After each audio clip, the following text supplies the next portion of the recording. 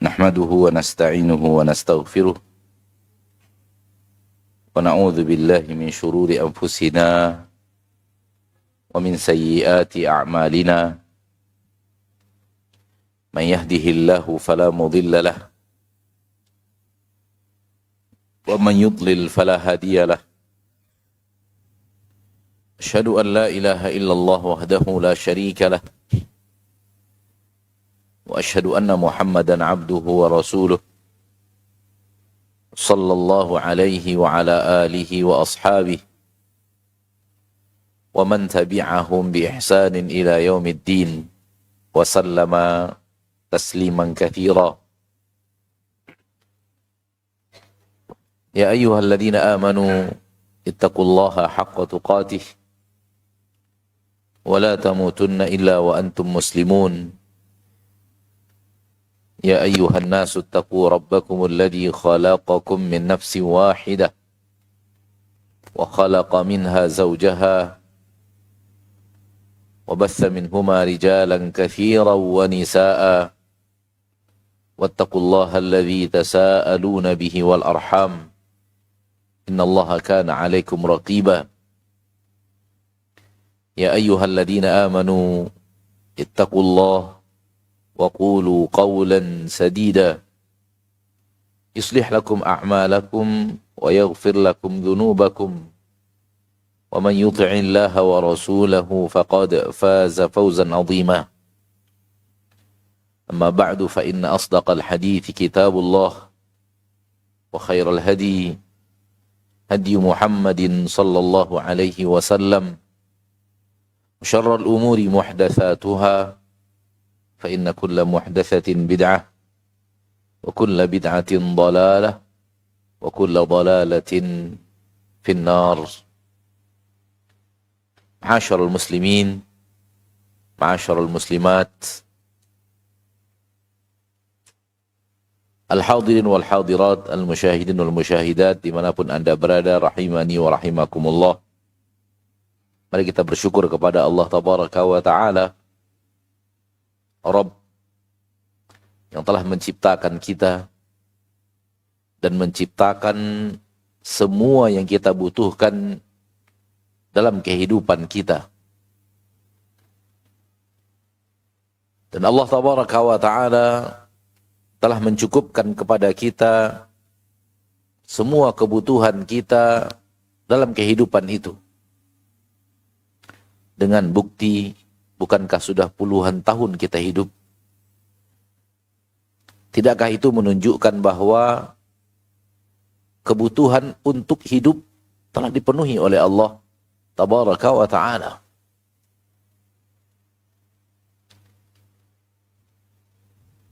Sering sekali manusia tidak membedakan antara kebutuhan hidup dan keinginan dalam kehidupan. Itu dua hal yang sangat berbeda. Yang satunya kebutuhan dia, yang satunya keinginan, yang belum tentu kebutuhan.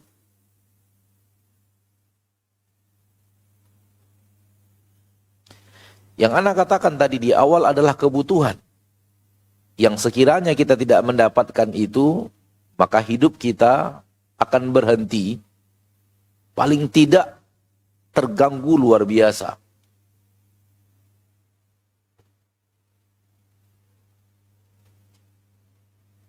Sulit bagi kita untuk berjalan dalam kehidupan ini sekiranya hal itu tidak kita dapatkan. Itulah dia kebutuhan dalam hidup. Dan untuk poin ini telah dilengkapkan oleh Allah Tabaraka wa Ta'ala.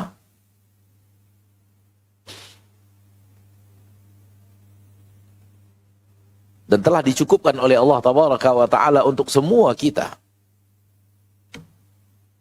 Adapun keinginan di dalam hidup, ada yang diberikan oleh Allah, ada yang tidak. Dan hanya Allah yang maha mengetahui segala-galanya akan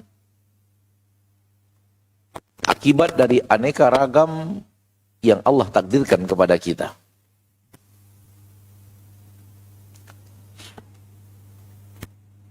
Salawat dan salam kepada Nabi kita tercinta, Rasul kita yang mulia, suri tauladan kita Nabi Muhammad bin Abdullah sallallahu alaihi wasallam, Imamul Anbiya wa Sayyidu al-Awliya, Imamul Ghurril Muhajjalin,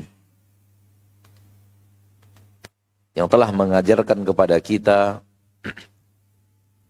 semua kebaikan dan memerintahkan kita untuk melakukan kebaikan itu, dan telah melarang kita dari seluruh keburukan. Dan inilah dia kesempurnaan agama Islam, di mana tidak ada yang baik melainkan telah diperintahkan, dan tidak ada yang buruk melainkan telah dilarang. Inilah dia al-yawma akmaltu lakum dinakum. Pada hari ini aku telah sempurnakan untuk kalian agama kalian. Tidak tersisa satu kebaikan pun yang di dalam agama kita tidak ada perintahnya, tidak ada izin untuk melakukannya, dan tidak ada satu keburukan pun yang di dalam agama kita tidak ada larangan untuk melakukannya. Rasulullah SAW bersabda, "Ma min amalin yuqarribukum ilal jannah illa wa qad amartukum bih, wa ma min amalin yuqarribukum ilal nar illa wa qad nahaitukum an." Tidak ada amalan yang mendekatkan kalian ke surga melainkan aku telah perintahkan kalian. Dan tidak ada amalan yang mendekatkan kalian ke neraka melainkan aku telah larang kalian. Maka tidak akan ada kebaikan apapun yang di dalam agama kita tidak ada perintahnya, dan tidak ada keburukan apapun yang di dalam agama kita tidak ada larangannya. Ma'asyiral muslimin wal muslimat rahimani wa rahimakumullah. Sebuah ayat di dalam Al-Qur'anul Karim, di akhir surat At-Takwir, Rabbuna Jalla wa Ala berfirman, "Wa ma tasha'una illa ayyasha Allahu Rabbul Alamin." Tidaklah kalian berkehendak, berkeinginan, tidaklah kalian berkehendak, berkeinginan, illa melainkan ayyasha Allah, bahwasanya Allah juga berkehendak, berkeinginan.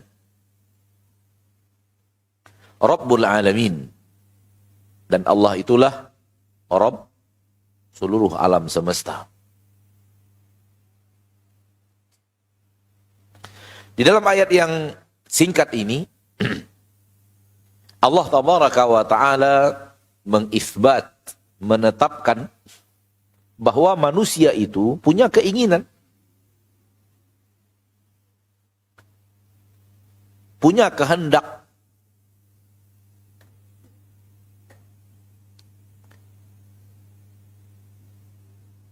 Tidaklah kalian berkeinginan dan berkehendak. Ditetapkan oleh Allah Tabaraka wa Ta'ala dalam ayat ini bahwa manusia itu diberikan oleh Allah Tabaraka wa Ta'ala masyiah, keinginan dan kehendak.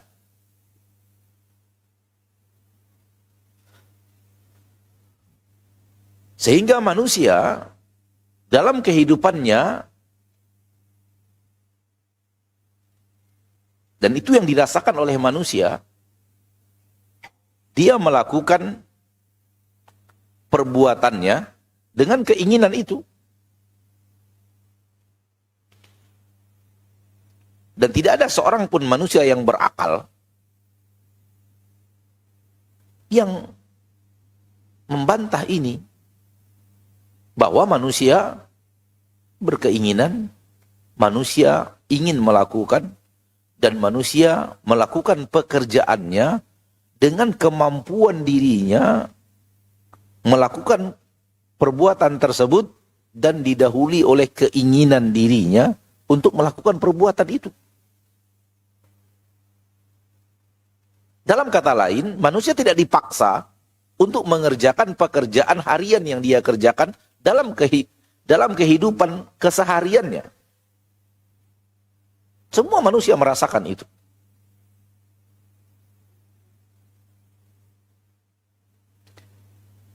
Hadirnya kita sekarang ini, duduknya kita bersama di salah satu rumah Allah Tabaraka wa Ta'ala sekarang ini, didahului oleh keinginan kita untuk melakukan itu.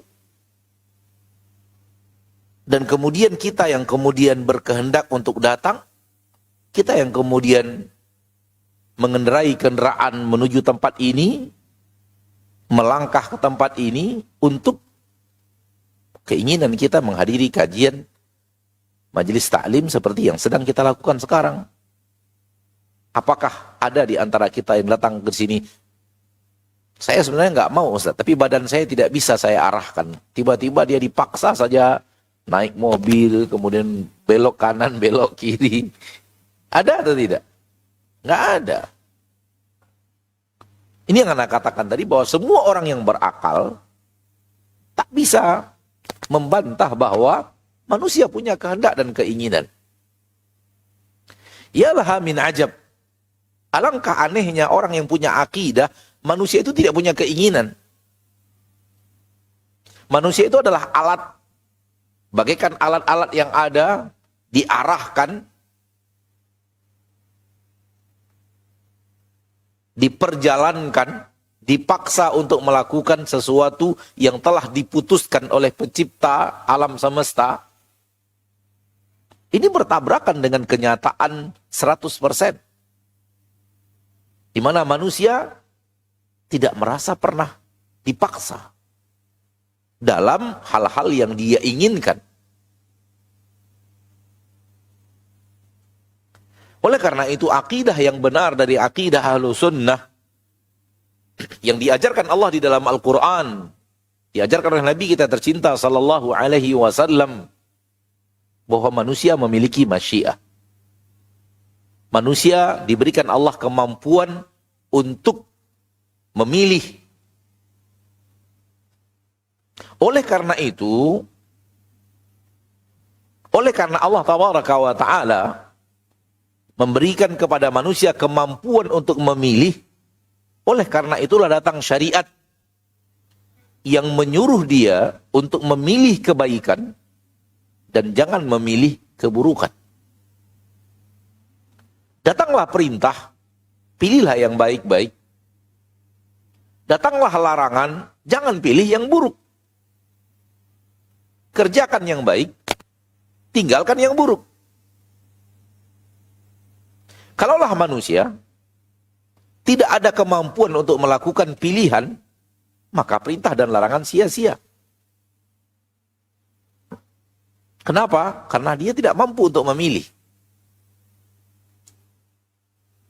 Kalau perintah dan larangan diberikan kepada sebuah benda yang tidak mampu memilih, maka tidak ada gunanya perintah dan larangan itu. Kalau pada akhirnya tidak ada kemampuan untuk memilih. Dengarkan hadis Nabi tercinta sallallahu alaihi wasallam yang diriwayatkan oleh Imam Bukhari dan Muslim dari Abu Hurairah radhiyallahu taala anhu wa ardhahu. Rasulullah SAW bersabda, "Man kana yu'minu billahi wal yaumil akhir, falyakul khairan aw liyasmut." Hadis yang sangat masyhur. Barang siapa yang beriman kepada Allah dan hari akhir, hendaklah dia mengucapkan kalimat-kalimat yang baik. Kata-kata yang baik, ucapannya yang baik-baik saja. Kalau tidak baik, hendaklah dia diam.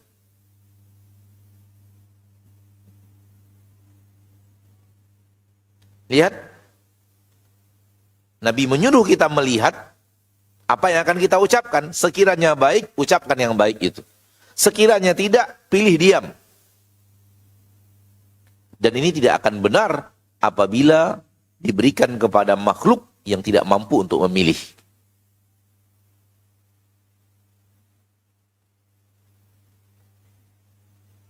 Dan ayat ini tegas, yang tadi kita bacakan, tegas menerangkan bahwa manusia memiliki pilihan, keinginan, kemauan, kehendak.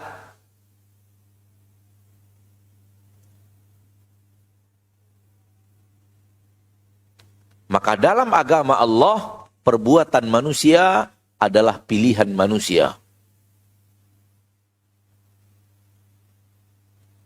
Perbuatan manusia adalah pilihan manusia. Sehingga dia bertanggung jawab atas pilihannya itu.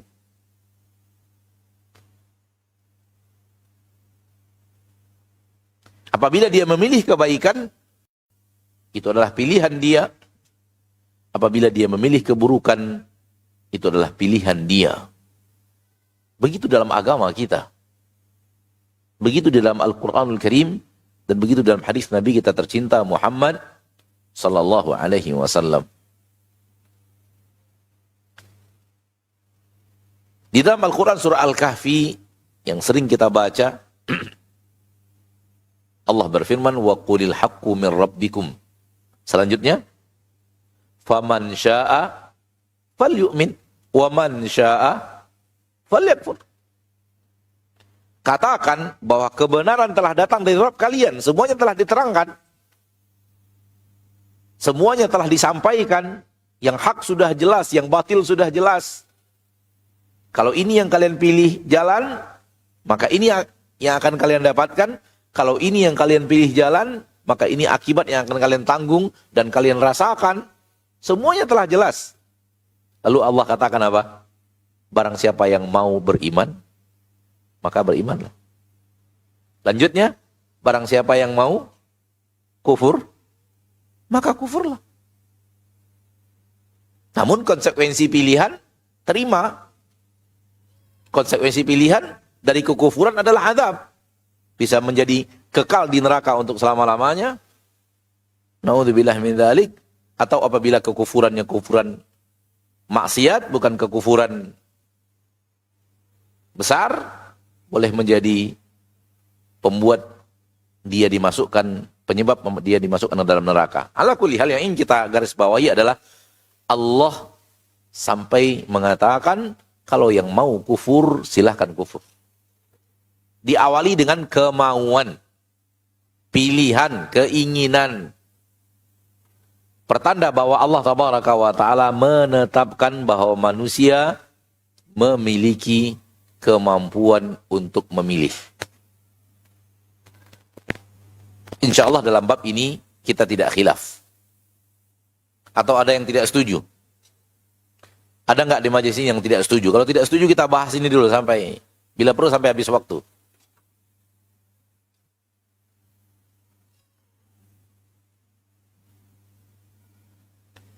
Taib. Kalau kita setuju, maka ketahuilah bahwa Allah juga punya pilihan. Allah juga punya kehendak. Ayat berikutnya. Di ayat ini tadi. Wa ma tasha'una illa ayyasha Allah. Allah juga berkehendak. Kalian saja makhluk yang lemah manusia. Allah berikan kemampuan untuk berkehendak. Apalagi Allah pencipta segala-galanya. Allah juga berkehendak. Kalian berkehendak. Allah juga berkehendak. Kalian memiliki kemauan dan keinginan, Allah juga memiliki kemauan dan keinginan. Tidak bertabrakan. Allah punya kehendak di dalam takdirnya, manusia punya kehendak di dalam kesehariannya. Tidak ada yang bertabrakan. Dua-duanya ada. Manusia punya, Allah juga punya. Walau yang dipunyai Allah pasti berbeda dengan yang dipunyai manusia. Lalu Allah tutup dengan kalimat penting, Rabbul Alamin. Yang ngatur alam itu Allah, bukan kalian. Yang ngatur adalah Allah. Yang mencipta, yang mengatur, yang memutuskan perkara itu adalah Allah. Bukan kalian. Nas tegas bahwa keinginan Allah lah yang menang dalam setiap perkara. Untuk kejadian. Keinginan Allah lah yang akan terwujud apabila berbeda dengan keinginan manusia. Kenapa? Karena yang ngatur adalah Allah. Akhi fiddin. Banyaknya di zaman orang sekarang, kaum muslimin bingung antara maksiat yang terjadi. Kenapa manusia dihukum padahal kehendak Allah untuk terjadi? Di zaman sekarang banyak orang yang bingung di poin ini. Kenapa ya? Kan Allah yang takdirkan kita berbuat maksiat. Kenapa kita dihukum dengan neraka?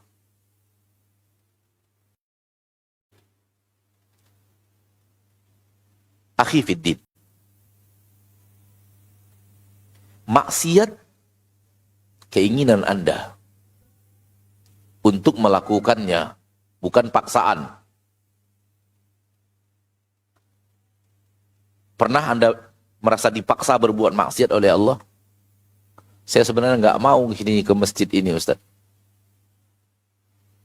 Bukan, kebalikannya. Saya sebenarnya nggak mau untuk melakukan perbuatan maksiat itu, tapi badan saya nggak bisa saya lawan gitu. Kaki itu melangkah saja ke tempat maksiat itu, minum minuman maksiat itu, mengerjakan pekerjaan maksiat. Hati saya nggak mau sebenarnya, saya nggak ingin melakukannya, tapi saya nggak bisa ngelawan.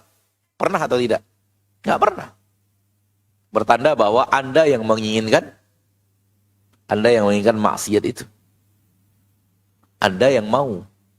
Nggak ada orang berbuat maksiat dipaksa oleh Allah, tidak ada. Itu sebagaimana yang tadi kita katakan ke majlis ini, keinginan manusia, karena keinginan itu kita datang hal yang sama, fahami maksiat. Keinginan manusia berbuat maksiat, dia yang berusaha, dia yang melakukannya, dia yang mengarah ke sana, dia yang menginginkannya, dia yang minum, dia yang makan, dia yang melakukan pekerjaan maksiat itu. Namun, Allah takdirkan terjadi. Allah takdirkan terjadi. Sehingga Anda bertanggung jawab karena itu pilihan dirimu. Dan Allah mentakdirkan, mengizinkannya terjadi, maka terjadilah maksiat itu. Namun maksiat itu tetap maksiat diri Anda, wahai manusia. Jangan salahkan Allah yang telah mentakdirkannya terjadi karena Anda menginginkannya. Padahal Allah telah melarang. Dan Anda tahu bahwa itu dilarang. Anda tahu itu sesuatu yang harus dijauhi. Dan Anda tahu itu adalah maksiat. Dan Anda sudah diberitahu oleh Allah bahwa maksiat ini dosa dan ujungnya membawa ke neraka. Anda sudah diancam, ayat-ayatnya sudah diterangkan, hadis-hadisnya telah dibacakan, nasihat dari para ulama, dari para guru, dari para da'i, dari orang tua, dari orang-orang soleh telah sampai kepada dirimu. Namun engkau tetap ingin mengerjakan maksiat itu, maka maksiat itu adalah keinginan engkau untuk berbuat maksiat. Namun Allah takdirkan terjadi. Namun Allah takdirkan apa? Terjadi. Ingat, kalimat ini penting. Karena di suatu saat Anda ingin berbuat maksiat, wahai manusia, suatu saat maksiat yang Anda inginkan, yang Anda usahakan terjadi, tak terjadi. Karena Allah menginginkannya tidak terjadi. Itulah Rabbul Alamin. Makanya saya katakan tadi kalimat penting di akhir ayat bahwa Dia yang ngatur. Manusia ingin berbuat maksiat, manusia menuju maksiat, manusia berbuat maksiat, Allah inginkan terjadi, maka terjadi maksiat itu. Yang salah tetap manusia.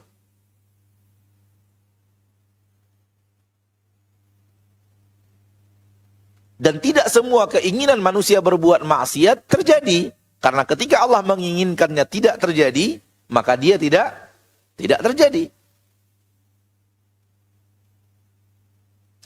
Maka ketika manusia dihukum oleh Allah karena perbuatan maksiat, wajar. Karena itu pilihan dia, keinginan dia, padahal dia telah dilarang.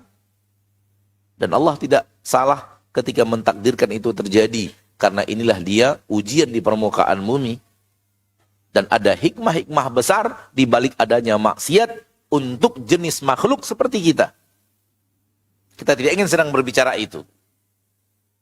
Karena terlalu panjang nanti bahasan yang kita masuk ke dalamnya. Bukan itu yang kita inginkan. Hikmah apa di balik maksiat, itu bahasan lain yang membutuhkan waktu yang lain untuk membicarakannya.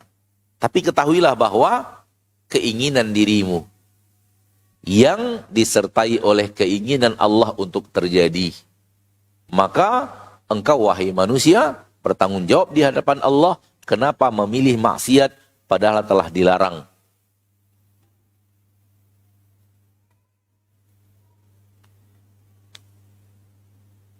Allah yang mengatur. Sehingga keinginan manusia apabila Allah inginkan terjadi maka terjadi, namun keinginan manusia apabila tidak diinginkan Allah untuk terjadi maka tidak akan terjadi, karena keinginan Allah lah yang akan menang atas segala perkara di permukaan bumi. Karena dia pencipta subhanahu wa ta'ala dan dia yang maha mengatur, Rabbul Izzati wal Jalalah. Dan itu setiap hari Allah kokohkan itu di dalam iman kita dengan kita mendengarkan selalu, membaca selalu ayat Allah. Alhamdulillahi Rabbil Alamin. Alhamdulillahi Rabbil Alamin. Setiap hari hati mukmin itu diberikan oleh Allah Tabaraka wa Ta'ala ingatan, diberikan oleh Allah Tabaraka wa Ta'ala keterangan, diberikan oleh Allah Tabaraka wa Ta'ala teguran bahwa Allah itulah yang ngatur. Bukan Anda, bukan kita.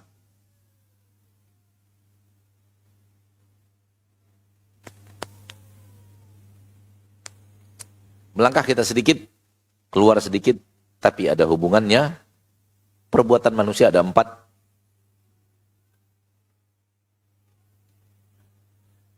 Satu, maksiat yang dia inginkan terjadi dan terjadi.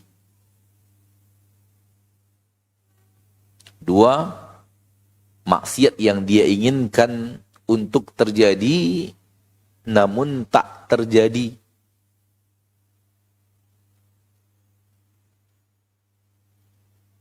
3, ketaatan yang dia inginkan untuk terjadi dan terjadi. 4, kebalikannya, ketaatan yang dia inginkan untuk terjadi namun tidak terjadi.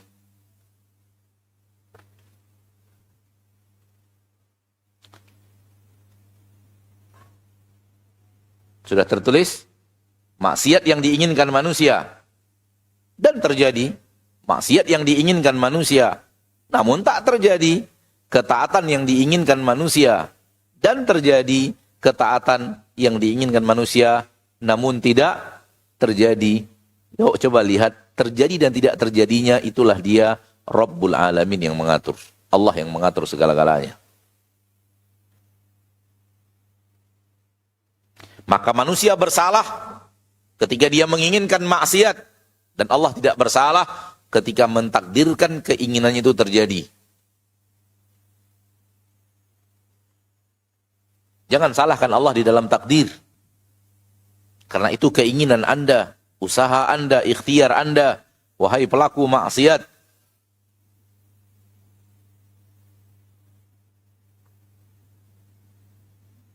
Anda sudah dilarang. Wa qulil haqqu min rabbikum. Kebenaran telah datang dari Rabb kalian. Allah telah menurunkan Al-Quran, mengutus Rasul, dan mengutus orang-orang yang memberikan nasihat dari para ahli ilmu, para ulama, para guru, para ustadz, para da'i dan muballigh, bahkan orang tua, bahkan sahabat, bahkan anak menegur orang tuanya, memberikan nasihat kepada orang tuanya, tetangga, rekan kerja, penyakit, keadaan, teguran datang dari Allah bahwa Anda melakukan kesalahan. Namun ketika Anda tetap menjalankan kesalahan tersebut, salahkan diri Anda dengan pilihan Anda. Jangan salahkan Allah ketika mentakdirkan itu terjadi. Kesalahan manusia zaman sekarang adalah maksiat pilihan dia, namun takdir Allah yang dia salahkan. Namun giliran dia berbuat taat, dia nisbatkan itu kepada dirinya. Saya bangun masjid, saya itu yang apa? Pokoknya urusan ketaatan saya gitu. Saya yang buka sekolah itu saya yang dakwah pertama kali di sana, saya yang memakmurkan daerah itu dengan majelis taklim, saya giliran ketaatan banyak manusia mengatakan saya nisbatkan kepada dirinya. Namun giliran maksiat Allah yang mentakdirkan. Na'udzubillah min dzalik. Semuanya takdir Allah. Namun bermula dari keinginan manusia. Dalam hal-hal yang manusia diberikan kekuatan Allah untuk memilih. Taib. Maka perbuatan Anda wahai manusia, perbuatan kita ini wahai manusia, adalah kemampuan kita untuk mengerjakan pekerjaan itu. Maka berbuatlah. Lakukanlah. Pilihlah. Berikhtiarlah. Allah telah menerangkan. Apabila yang dilakukan adalah ketaatan, keimanan, maka Allah mengatakan, Allah akan masukkan surga. Sebab masuknya seorang hamba ke dalam surga, adalah ketaatan itu. Penyebab. Dan yang menginginkan kebaikan di surga Allah Tabaraka wa Ta'ala harus berusaha untuk mendapatkan sebab-sebab kebaikan itu. Hal yang sama di permukaan bumi, tak ada bedanya. Orang yang menginginkan rezeki telah diatur oleh Allah. Rezeki telah ditentukan oleh Allah di dalam catatan takdir. Rezeki telah ditulis ketika seorang hamba di dalam rahim ibunya, ya atau tidak? Namun adakah manusia sekarang ini yang berpegang teguh kepada tulisannya itu, setelah itu dia tinggalkan ikhtiar? Nggak ada manusia dalam rezeki sekarang meninggalkan ikhtiar. Dengan bersandarkan kepada ketentuan Allah dalam catatan takdir itu nggak ada. Semua manusia sekarang ini berikhtiar mencari rezeki. Ada yang ke sawah, ke ladang, ada yang buka usaha, buka toko, ada yang buka usaha ini, usaha itu, buka perusahaan, berdagang, dan. Ikhtiar dia, usaha dia untuk mendapatkan rezeki. Padahal manusia, muslim terutama, yakin bahwa rezeki telah tertulis. Ya atau tidak? Ya. Hal yang sama dengan surga. Hal yang sama dengan kesolehan. Hal yang sama dengan ketakwaan. Semuanya tertulis. Akan tetapi, manusia tidak disuruh oleh Allah bersandarkan kepada apa yang tertulis, meninggalkan ikhtiar dalam kehidupan yang dia diperintahkan Allah untuk berikhtiar. Singkat kata adalah, hai manusia, lakukan apa yang menjadi kemampuan dirimu, tinggalkan apa yang engkau tidak tahu. Serahkan kepada Allah. Karena yang engkau tahu adalah kemampuan dirimu. Usaha dirimu, ikhtiar dirimu yang kau tahu. Tentang bagaimana Allah menentukannya dalam catatan takdir, itu ilmunya Allah. Jangan masuk dalam ilmunya Allah, karena itu ilmunya Allah. Masuklah dalam ilmu dirimu.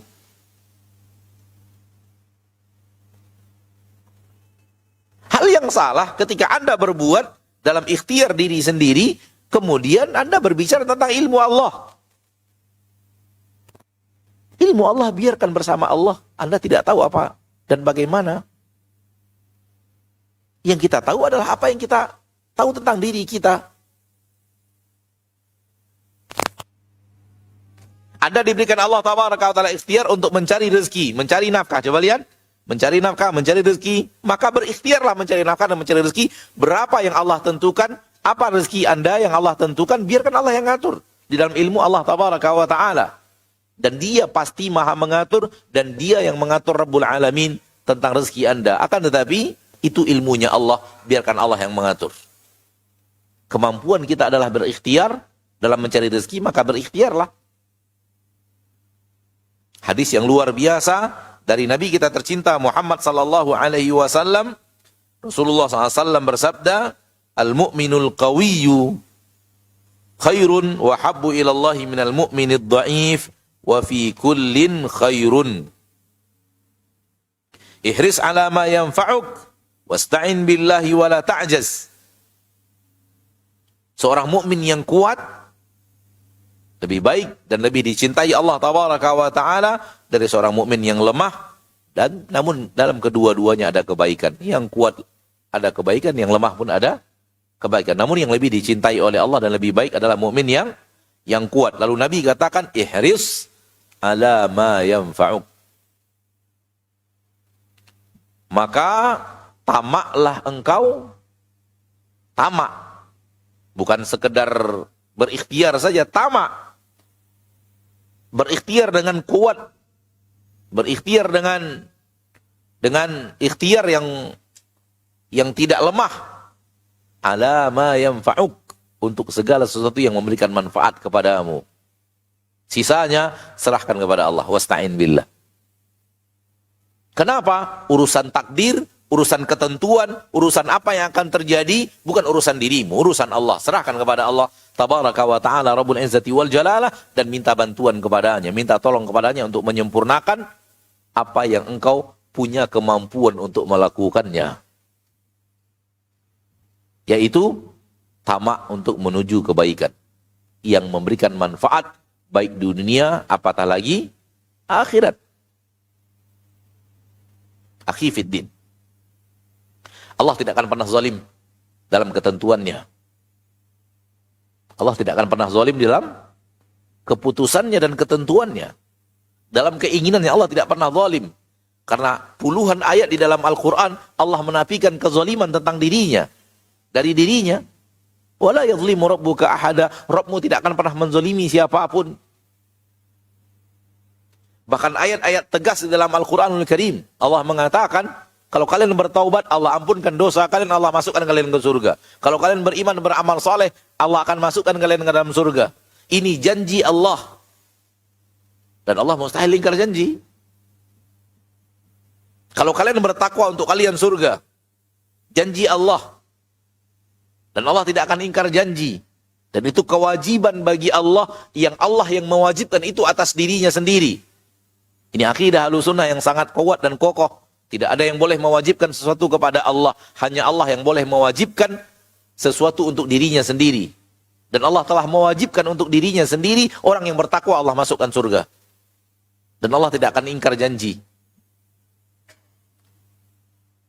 Akan tetapi, Anda tidak pernah tahu apakah Anda akan mendapatkan surga itu atau tidak.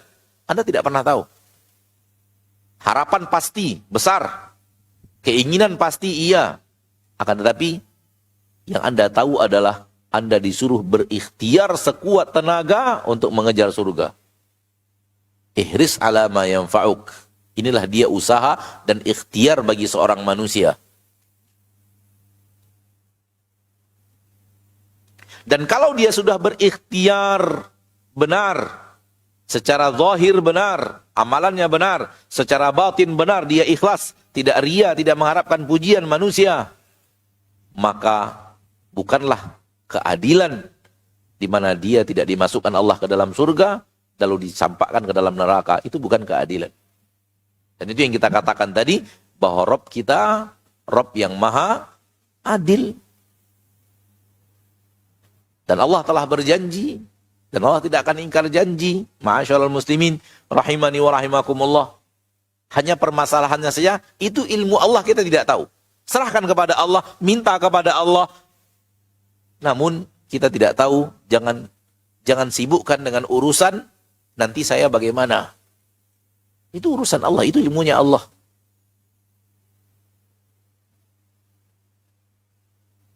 Ikhtiarlah dan serahkan urusan segalanya kepada Allah. Sebagaimana Anda tidak pernah tahu rezeki Anda berapa, namun itu tidak menghalangi manusia untuk berikhtiar dan memaksimalkan ikhtiar. Bahkan di antara manusia ada yang mengorbankan istirahatnya, ada yang mengorbankan malamnya untuk istirahat, ada yang mengorbankan berpisah dengan anak dan istri dan keluarga berhari-hari, berminggu-minggu, berbulan-bulan demi mencari rezeki. Semua itu ikhtiar manusia untuk mendapatkan rezeki, padahal rezeki telah tertulis. Hal yang sama tentang surga, kesolehan, ketakwaan telah tertulis. Namun tidak menghalangi manusia untuk berikhtiar, karena itu adalah keputusan, itu ilmunya Allah. Ilmu manusia adalah berikhtiar menuju apa yang itu adalah manfaat bagi dirinya, sebagaimana yang ada dalam hadis Nabi SAW tadi. Dan kemudian ikhtiar yang dia lakukan itu apabila benar, maka Allah tidak akan pernah menzolimi dirinya. Dia yakin seyakin-yakinnya, kalau dia benar-benar orang yang beriman dan beramal soleh, Robnya pasti akan memasukkannya ke dalam surga. Yang dia khawatirkan adalah ketika keimanan dan keamal solehnya itu yang tidak benar atau kurang benar, sehingga mendapatkan kemungkinan untuk hal yang tidak diinginkan. Ma'asyiral muslimin rahimani wa rahimakumullah.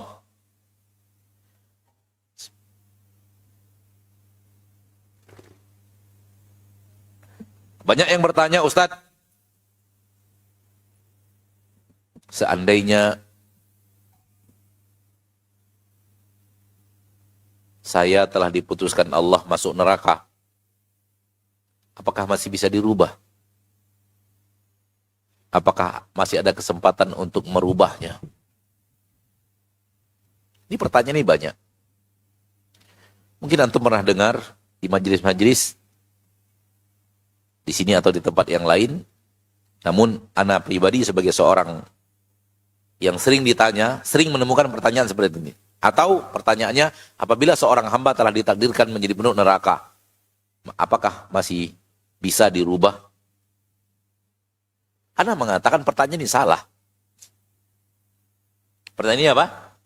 Salah. Anda tidak tahu dia masuk neraka atau tidak. Pertanyaan ini dibangun di atas pertanyaan, ini dibangun di atas sesuatu yang sudah keliru.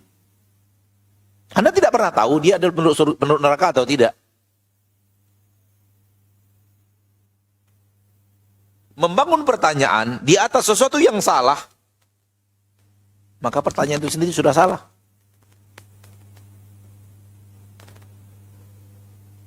Sekiranya seorang hamba telah Allah takdirkan di neraka, apakah bisa dirubah ke surga? Anda tidak tahu. Kenapa membangun pertanyaan di atas sesuatu yang pada dasarnya Anda tidak tahu? Itu yang Anda katakan tadi. Biarkan urusan Allah, urusan Allah. Pekerjaan Anda bukan itu. Allah tidak akan pernah zalim.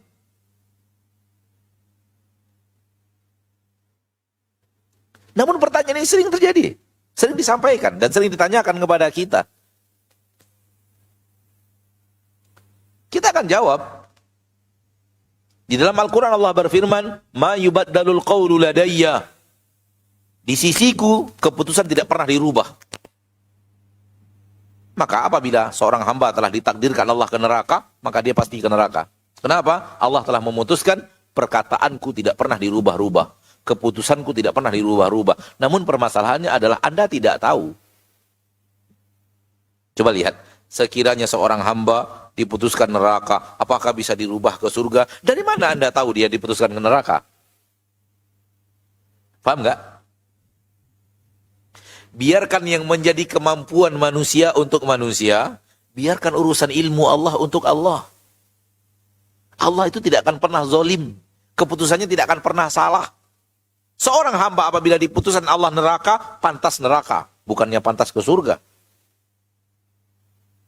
Justru yang zalim adalah yang pantas ke surga dimasukkan ke neraka. Itu yang zalim.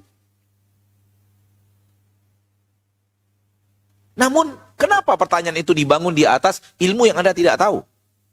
Berikhtiarlah.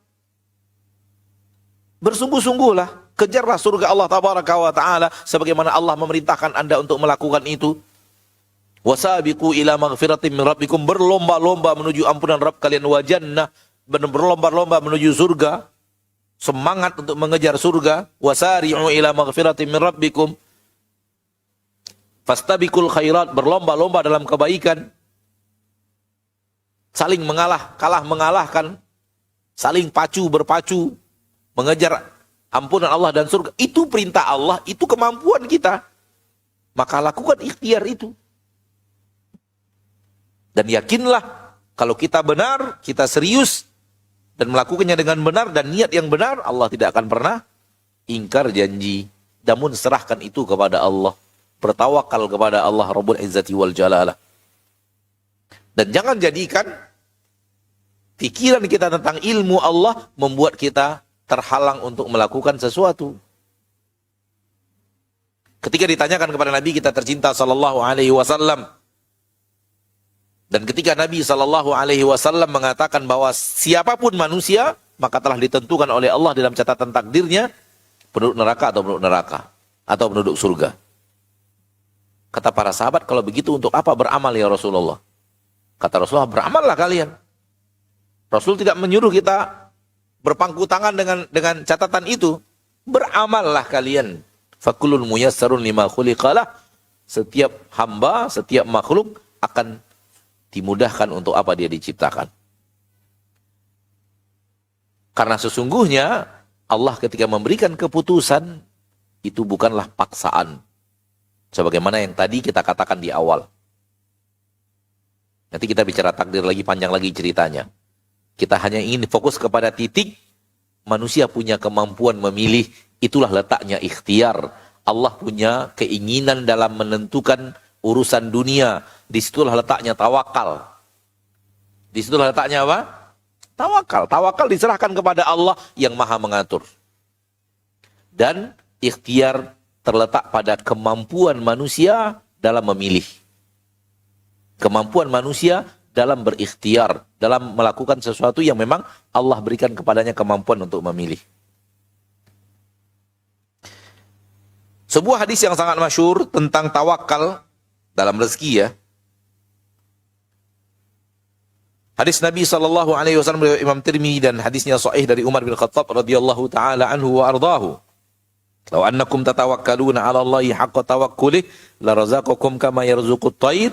Kalau kalian bertawakal kepada Allah sebenar-benar tawakal, maka Allah akan memberikan rezeki kepada kalian sebagaimana Allah memberi rezeki kepada burung. Taghdu khimasan wa taruhu bitana. Pagi hari dia pergi dalam kondisi perutnya lapar, kosong. Namun ketika dia pulang kembali ke sarangnya, sudah dalam keadaan kenyang dan paruhnya telah berisi dengan rezeki. Lihat di sini Allah tabaraka wa taala bicara tawakal karena Allah menjamin rezeki. Serahkan rezeki kalian kepada Allah biar Allah yang ngatur. Namun dalam hal yang sama disuruh berikhtiar. Karena burung untuk mendapatkan rezeki itu berangkat di pagi hari dan pulang di sore hari, dan lihatlah apa yang dilakukan burung. Berikhtiar untuk mendapatkan rezeki. Ya atau tidak? Burung ma'asyarul muslimin, subhanallah. Tak ada burung itu yang di sarangnya ada stok makanan. Coba lihat. Semua burung tak ada yang stok makanan di sarangnya. Dia akan keluar di pagi hari dalam kondisi tak ada makanan. Dan pulang di sore hari dalam kondisi telah mendapatkan rezeki dengan cara berikhtiarnya burung. Allah menjamin rezeki itu ada. Kira-kira stok makanan di rumah kita ada atau tidak? Ada atau tidak? Stok duit untuk beli makanan di rekening kita ada atau tidak? Ada apa Anda tidak bertawakal?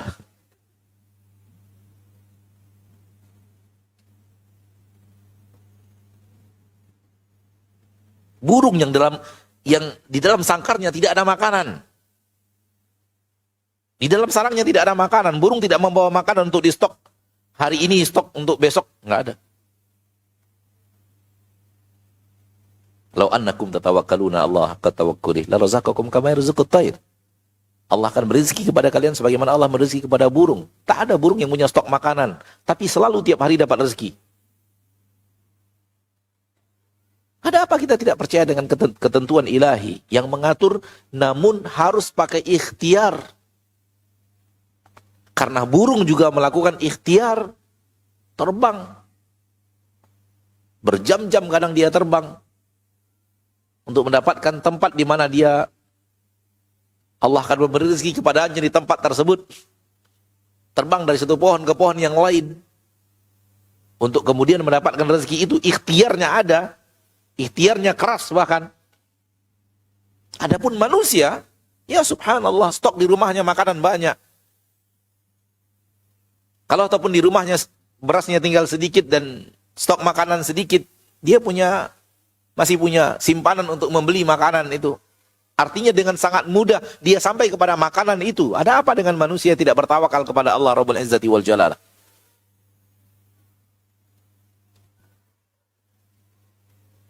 Namun di sini lihat, ketika ketika Rasulullah SAW mengatakan tentang burung, burung berikhtiar pagi sampai sore. Dan pulang dalam kondisi telah mendapatkan rezeki. Maka manusia pun berikhtiar, namun dia tidak boleh ragu bahwa rezekinya telah ada, ditentukan oleh Allah, dia berikhtiar untuk mendapatkan rezeki itu, dan Rasul menyuruh tamak dalam hal yang memberikan manfaat.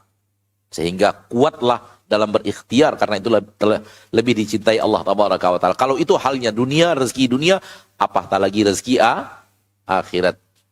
Jangan biarkan hidup Anda melemah karena bergantung kepada apa yang Allah akan tentukan. Bukan. Karena Allah menentukan segala sesuatu dengan sebab. Dan Allah telah tahu sebab yang Anda lakukan, dan Allah menentukannya walau di jauh hari, di lebih awal, akan tetapi Allah menentukan karena Allah tahu semua ikhtiar yang akan kita lakukan. Keputusan seorang hamba di neraka atau di surga bukan paksaan, namun ilmu Allah terhadap seorang hamba yang berikhtiar ke surga atau berikhtiar ke neraka. Sebelum seorang Abu Jahal memilih jalan ke neraka, apakah Allah tahu apa yang akan dia pilih? Tahu atau tidak? Makanya Allah tentukan untuknya neraka. Karena Allah tahu apa yang akan dia pilih. Ketika seorang Abu Bakar, Allah tetapkan penduduk surga, karena Allah tahu semua yang akan dilakukan oleh Abu Bakar dalam pilihan hidupnya. Allah tentukan untuknya surga.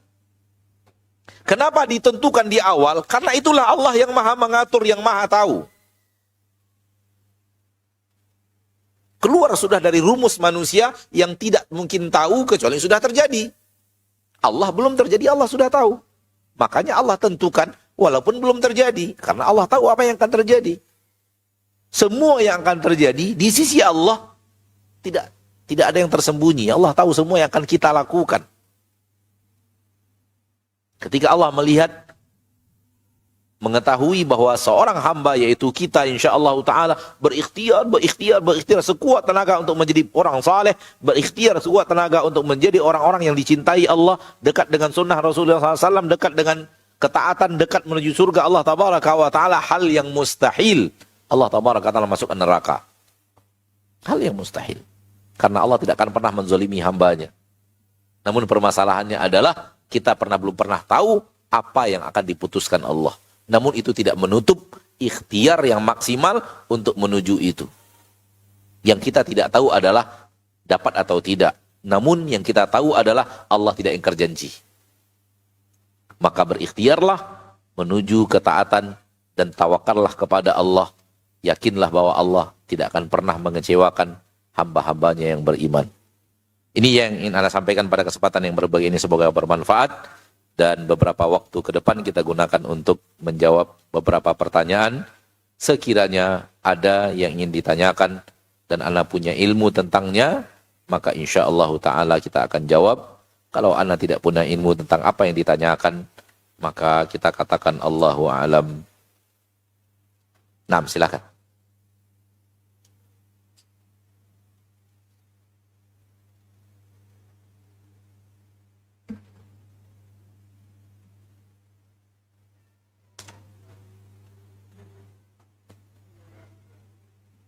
Assalamualaikum warahmatullahi wabarakatuh. Tadi Ustadz jelaskan bahwasanya manusia itu harus usaha dan ikhtiar. Yang ingin saya tanyakan, batas minimal dan maksimal kita berusaha dan ikhtiar itu sejauh mana, Ustadz? Itu yang pertama. Yang kedua, jika ada seseorang itu berprofesi sebagai guru atau mungkin mengajar, yang mana setiap bulannya dia mendapat gaji, sehingga terbersih dalam hatinya niat bekerja itu karena gaji. Apakah itu bermasalah dengan keikhlasan apa enggak, Ustaz? Syukran. Assalamualaikum warahmatullahi wabarakatuh. Assalamualaikum warahmatullahi wabarakatuh. Wallahu alam, ana tidak punya ilmu tentang pertanyaan pertama. Batas mana maksimal manusia berusaha, batas mana minimal manusia berusaha. Ana tidak punya ilmunya dalam bab ini tentang kadar maksimal dan kadar minimal. Karena sesungguhnya manusia punya keinginan yang bervariasi dan semangat yang ikhtiar yang bervariasi, dan sejauh ini ana tidak tahu ayat atau hadis yang memberikan takaran maksimal dan minimal. Jadi ana tidak bisa jawab. Namun pada dasarnya manusia diberikan Allah di dalam dirinya ketamakan untuk kebaikan. Ketamakan untuk apa? Kebaikan. Nah, setiap bulan dia mendapat gaji. Pertanyaannya tadi? Sehingga dia berharap ngajarnya itu karena mendapatkan upah itu, Ustaz. Apakah itu ada masalah dengan keikhlasan? Ya. Dan dia akhirnya keseharian itu mengajar karena mencari gaji, mengharapkan gaji gitu. Apakah itu bertabrakan dengan keikhlasan? Kalau seseorang mengajar murni mencari gaji, mencari ma'isyah, murni mencari ma'isyah, mencari gaji untuk kemudian dengannya ma'isyah hidupnya, maka dia sedang mengerjakan pekerjaan dunia yang sifatnya tidak dosa, tidak pahala. Dosanya tidak, pahalanya juga tidak. Kenapa? Karena yang dia kerjakan hanyalah mencari nafkah. Dan mencari nafkah itu adalah pekerjaan mubah. Pekerjaan apa? Mubah.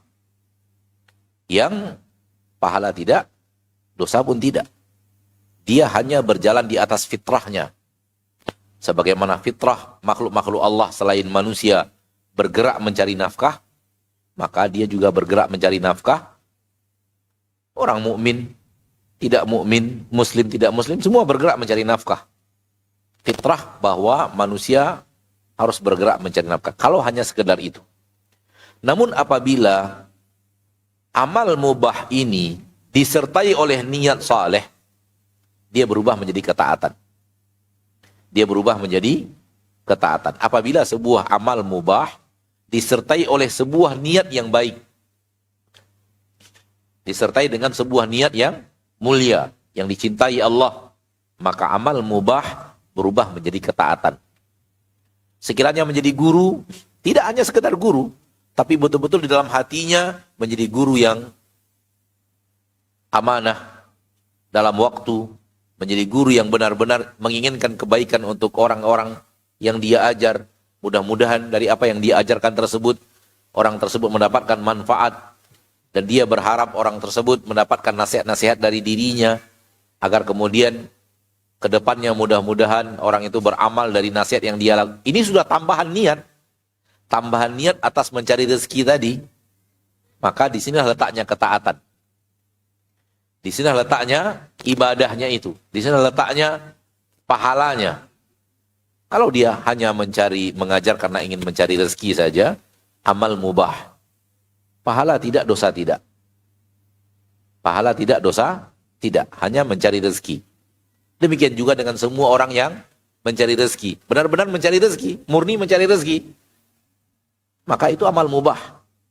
Namun apabila mencari rezeki itu ditambahkan niat yang baik, niat yang saleh, maka mencari rezeki tersebut berubah menjadi ketaatan. Antum yang mencari rezeki dengan niat mencari rezeki yang halal. Tidak akan mau diajak kepada yang haram. Akan menjalankan amanah. Hanya mencari yang dihalalkan Allah agar membawa pulang rezeki yang halal untuk anak dan istri. Niat itu saja sudah menjadikan berangkat pagi jam 6, pulang jam 7, semuanya ketaatan. Semuanya ketaatan, semuanya ibadah. Kenapa? Amal mubah tadi sudah diiringi dengan niat yang saleh. Sama dengan orang tidur. Saya ngantuk Ustaz, saya mau tidur. Tidurnya itu apa? Mubah, karena dia ngantuk. Fitrah manusia kalau ngantuk apa? Tidur. Mubah. Nggak ada dosa, nggak ada pahala. Tapi sengaja dia tidur karena dia ingin nanti malam tahajud. Maka tidur sudah diiringi dengan niat yang baik. Sudah dimasuki oleh niat yang soleh. Tidurnya berubah jadi ibadah. Yang awalnya tadi mubah berubah menjadi ibadah.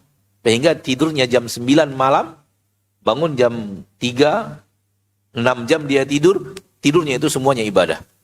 Kenapa? Tidur yang mubah sudah dimasuki oleh niat yang soleh. Hal yang sama dengan makan. Makan sekedar makan, lapar lalu kita makan. Maka makannya itu sendiri mubah. Dosa tidak, pahala tidak. Namun apabila diiringi dengan niat yang soleh, makan untuk memperkuat ketaatan kepada Allah, memperkuat ibadah kepada Allah Tabaraka wa Ta'ala, makan tadi berubah menjadi ketaatan. Wallahu alam. Kaidahnya adalah bahwa amal-amal yang mubah apabila dimasuki oleh niat yang saleh, maka amal yang mubah tadi berubah menjadi ketaatan. Wallahu alam bissawab.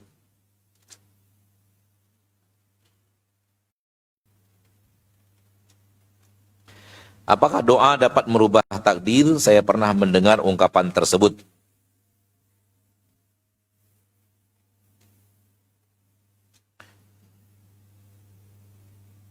Tinggal difahami dengan pemahaman yang benar. Jangan difahami dengan pemahaman yang salah.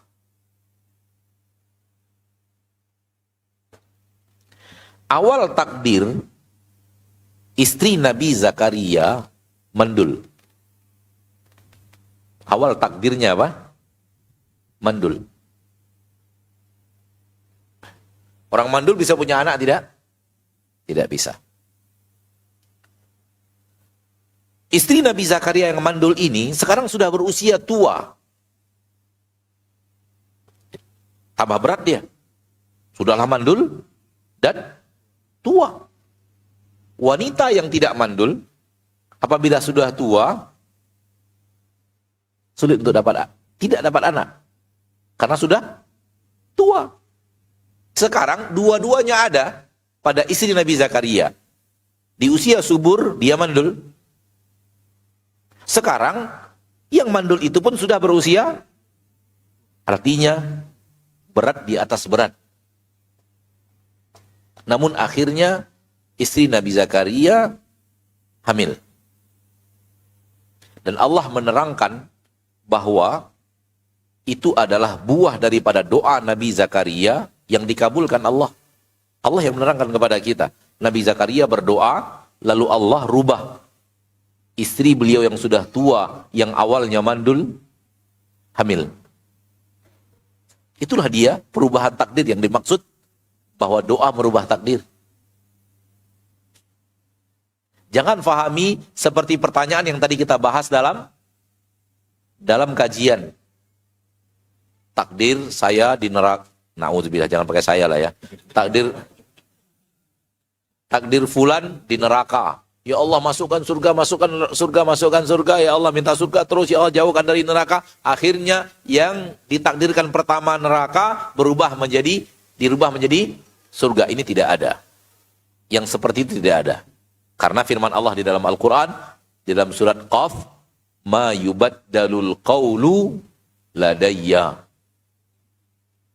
Mungkin di antara kita yang sekarang rezekinya Allah lapangkan, itu buah daripada doa kita minta kelapangan rezeki. Mungkin di antara kita yang sudah sekian lama tidak punya anak dan keturunan, kemudian istri kita hamil, buah daripada doa kita yang dikabulkan Allah. Kita pun tidak tahu apakah itu buah daripada doa itu atau tidak. Boleh jadi iya. Namun khusus untuk Nabi Zakaria dan istrinya, Allah terangkan Nabi Zakaria berdoa, lalu kami kabulkan. Berubah. Wanita subur saja, mandul, tak bisa punya anak. Wanita subur, usia subur, mandul, usia subur padahal, mandul, tak bisa punya anak. Dan wanita yang subur, kalau sudah tua, tidak bisa punya anak. Dua-duanya ada pada isi Nabi Zakaria. Ya mandul, ya tua. Namun Nabi Zakaria berdoa kepada Allah. Dan Allah katakan, kami kabulkan doa itu. Kami perbaiki istrinya. Terjadi perubahan. Sehingga ketika dapat kabar gembira istri akan hamil, Nabi Zakaria pun heran. Istri saya sudah tua, mandul. Itu dia perubahan. Jadi doa itu, saudaraku, doa itu saudariku, bahagian daripada ikhtiar manusia menuju manfaat. Yang tadi ada di dalam hadis. Salah satu cara untuk menuju manfaat berikhtiar itu adalah berdoa. Namun semuanya telah Allah tentukan dalam catatan takdir. Yang dikabulkan, maka akan terjadi perubahan. Namun semua itu tertulis dan tidak ada sesuatu di Lauhul Mahfuz yang dirubah-rubah. Tak ada sesuatu di Lauhul Mahfuz yang dirubah. Adapun kalau maknanya adalah makna yang salah, yang tadi yang kita katakan, awalnya ditentukan neraka, kemudian dengan doa-doa dihapus, dirubah menjadi surga, itu makna yang batil dan tidak benar. Karena Allah tidak pernah salah dalam membuat keputusan dan Allah tidak pernah merevisi keputusan. Kenapa? Kalau direvisi keputusan berarti keputusan pertama salah. Dan Maha Suci Allah dari berbuat salah. Maka doa merubah takdir seperti itu. Mungkin ada orang tua yang anaknya nggak mau ikut sunnah. Atau sebaliknya, anak yang orang tuanya setiap diajak sesuai dengan sunnah Nabi melawan gitu. Namun dia rajin berdoa. Dan di ilmunya Allah kita tidak tahu. Ternyata salah satu di antara doanya di malam itu, di hari itu, di antara azan dan iqamah itu, atau setelah tahajud itu, dikabulkan Allah. Sehingga itulah yang membuka pintu hidayah kepada anaknya, kepada orang tuanya, untuk menerima dakwah sesuai dengan sunnah Nabi kita tercinta sallallahu alaihi wasallam. Ini maknanya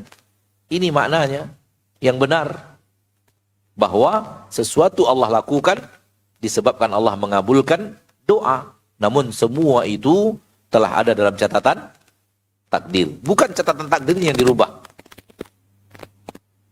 Soal catatan takdir di Lauhul Mahfuz, Nabi mengatakan rufi'atil qalam, pena telah diangkat. Kalau dirubah berarti ditempelkan lagi kan? Nabi mengatakan rufi'atil aqlam, pena sudah diangkat. Tidak akan turun lagi ke lembaran catatan takdir untuk merubahnya. Tidak akan turun. Maka tidak ada perubahan apapun. Ya. Wa'alam annama asabaka lam yakun liyukhtiak. Semua yang telah dituliskan akan menimpamu, tak akan meleset. Wa ma akhta'aka lam yakun liyusibak. Apa semua yang telah dituliskan tak akan menimpamu, itu tidak akan datang menimpa. Rufi'atil aqlam wa jaffatis suhuf. Telah diangkat pena dan catatan telah kering.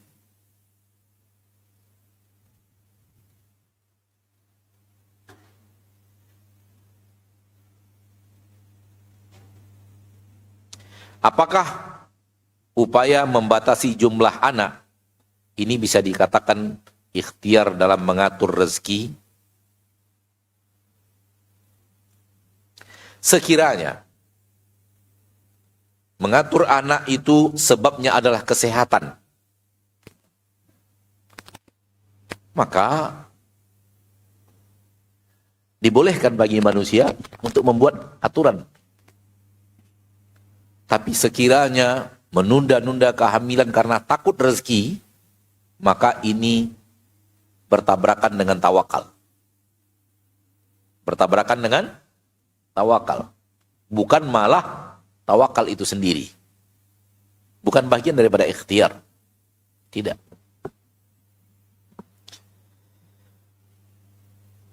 Dan zaman manusia sekarang ini, na'udzubillahi min dzalik, semoga Allah jauhkan kita dari itu, manusia terlalu tamak untuk mendapatkan kenikmatan dunia dan perhiasannya. Sehingga ketamakan itulah yang membuat manusia takut kalau punya anak banyak, nanti anaknya tak bisa mendapatkan kenikmatan dunia itu. Sehingga akhirnya merasa rezeki yang ada sekarang tak terlalu banyak untuk bisa mendapatkan, mengantarkan anaknya menurut mereka menuju hal yang lebih baik. Karena biaya kuliah itu mahal, biaya ini mahal. Ketahuilah saudaraku, ketika hidup normal saja dengan rezeki yang ada, maka tak perlu harus ada kekhawatiran tidak punya kekurangan rezeki dengan anak. Ketahuilah bahwa menurut hemat saya pribadi, wallahu alam, ayahnya Bapak Soeharto tak tahu bahwa anak yang akan dilahirkan oleh istrinya itu bakal menjadi pemimpin Indonesia.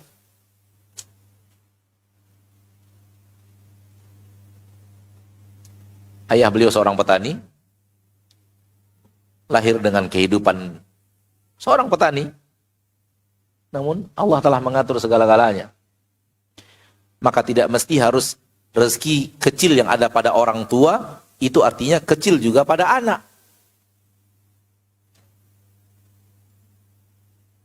Anak yang orang tua anak tak tamat SD, berani punya anak 7 orang. Padahal orang tua anak yang tidak tamat SD. Masa antum yang sudah S2 sekarang cuma berani punya anak 3? Elah.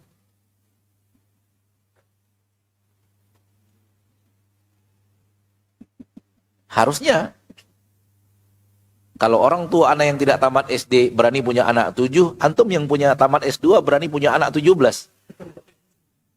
Harusnya. Karena ilmu antum lebih banyak, ilmu antum lebih mahir, antum lebih banyak punya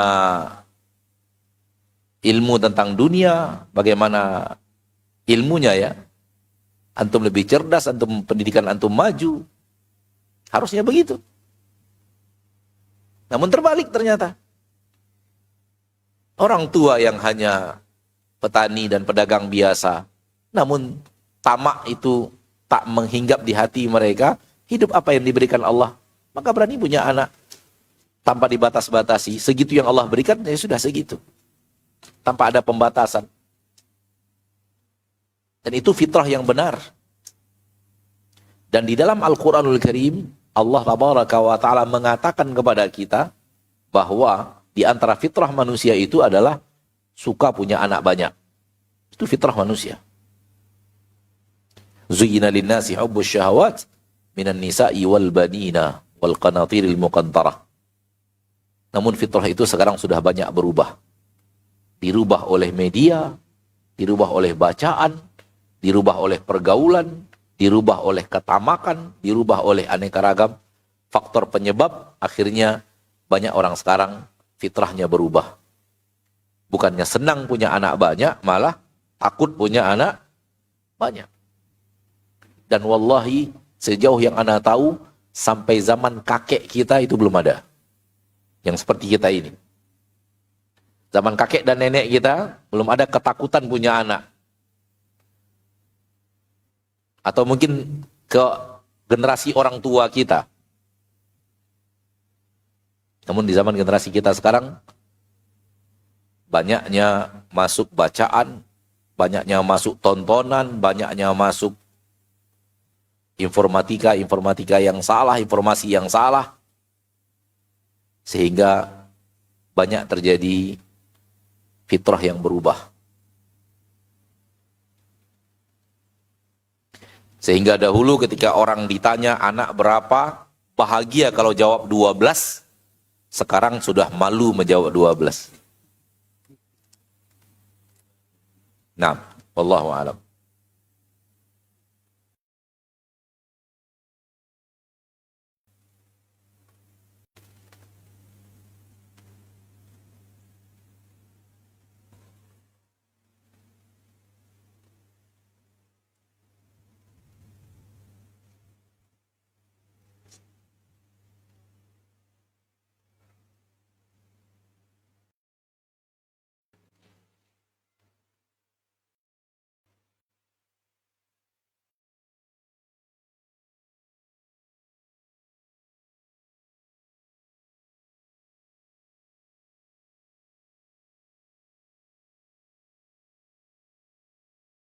Apakah boleh mencari kerja, berusaha sebagai PNS dengan keyakinan pasti terjamin setiap bulannya karena tidak akan di PHK?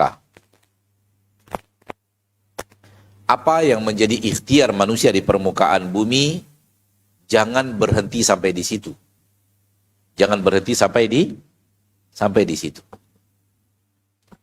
Kembalikan kepada Allah yang memberi rezeki. Kesalahan apabila meyakini kalau sudah jadi PNS sudah terjamin hidup kita. Itu salah. Karena berhenti sampai ikhtiar. Yang memberi rezeki Allah. Tidak adakah orang-orang yang awalnya digaji oleh negara ini kemudian dipecat dengan tidak hormat? Ada atau tidak? Banyak. Itu artinya nggak ada jaminan juga. Oleh karena itu jangan berhenti di ikhtiar manusia. Serahkan urusan kepada Allah.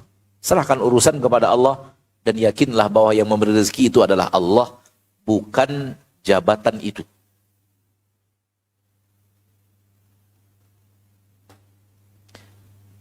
Beberapa hari yang lalu di teras rumah kami ada seekor anak ular.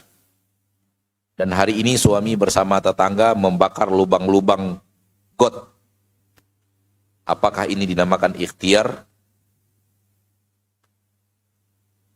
Wallahu a'lam. Ya, dinamakan apa? Ikhtiar, akan menjauhkan kemungkinan ada ular di lubang untuk lari daripada lubang tersebut dan tidak lagi ada di dekat rumah. Dan insya Allah itu tidak bahagian daripada larangan membakar, mengadab dengan api. Karena yang dilarang itu adalah kalau ada ularnya lalu kita bakar gitu. Itu yang dilarang. Adapun menakut-nakuti dia untuk menghindar sekiranya ada di situ, maka itu bukan bahagian yang terlarang. Itu bahagian daripada ikhtiar, sekiranya di bawah masih ada induknya atau ada kawan-kawannya si anak ular itu, agar menghindar dari lubang tersebut dan tidak mendekat ke perumahan dan pemukiman manusia, dan tidak ada di dalamnya membakar. Yang ada adalah mengusir, menggunakan api. Namun yang terlarang mengadab dengan api adalah apabila ada makhluknya lalu kita bakar. Ya, hidup-hidup lalu kita bakar, itu nggak boleh. Rasulullah SAW mengatakan la yu'adzibu bin-nar illa rabbun nar. Tidak ada yang boleh mengadab dengan api kecuali pencipta api. Maka dilarang melakukan itu kepada makhluk. Namun dalam makna yang tadi, ada hewannya lalu kita bakar, itu nggak boleh. Namun seperti yang tadi kita katakan, itu tidak membakar hewan itu sendiri, hanya ikhtiar agar dia menjauh dari pemukiman warga. Wallahu a'lam. Sampai di sini pertemuan kita pada kesempatan yang berbahagia ini. Semoga Allah Tabaraka wa Ta'ala Rabbul Izzati wal Jalalah menjadikan kita hamba-hamba yang senantiasa berikhtiar untuk kebaikan dunia, apatah lagi kebaikan akhirat. Dan ketahuilah bahwa keputusannya sudah ada di sisi Allah. Catatan takdirnya sudah ada. Namun jangan serahkan diri kita kepada catatan takdir karena kita tidak tahu. Serahkan itu, jangan bergantung kepada catatan takdir karena kita tidak tahu, itu yang saya maksud. Serahkan kepada Allah dengan berikhtiar maksimal dan yakinlah bahwa Allah tidak akan pernah menzolimi hambanya. Ketika Allah melihat keseriusan seorang hamba, maka Allah lebih lagi memberikan kebaikan kepada kita. Subhanakallahumma wa bihamdika, asyhadu an la ilaha illa anta, astaghfiruka wa atubu ilaik. Walhamdulillahi rabbil alamin. Assalamualaikum warahmatullahi wabarakatuh.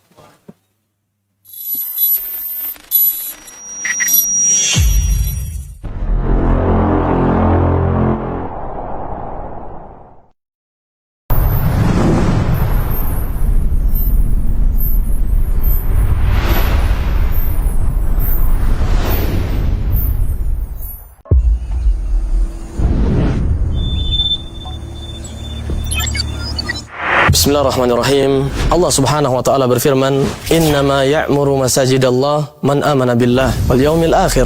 Yang memakmurkan, mendirikan rumah-rumah Allah hanyalah orang-orang yang benar-benar beriman kepada Allah dan hari akhir.